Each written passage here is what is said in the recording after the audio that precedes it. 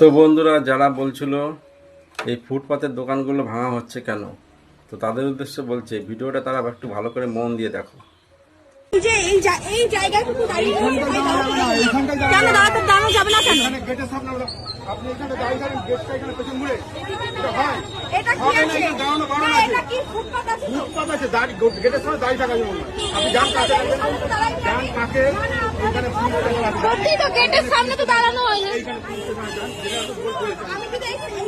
এইখানটা সোনার দোকান সাইডে আপনি একা দাঁড়াবেন, দাঁড়াবো কোথায়? এইখানে দাঁড়ানো যাবে না তো। দোকান সামনে দাঁড়াতে দেবে আপনাকে?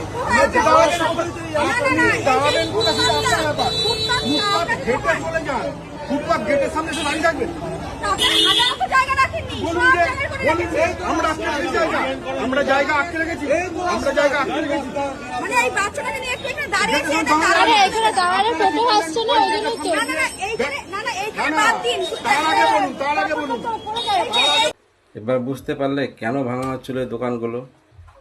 এই দোকানগুলো কেন ভাঙা হচ্ছিল? এই জায়গাটা কারোর কেনা জায়গা নেই, এটা সরকারি জায়গা, আর সরকার যখন খুশি তখন ভাঙতে পারে। আর এরা দেখেছো তো, এরা পরের জায়গায় দোকান করে এরা অবস্থা কী অবস্থা। এরা মানুষ বলে মনে করছে না, এরা কী করছে মানুষকে। এরা মনে করে আমাদেরই সব।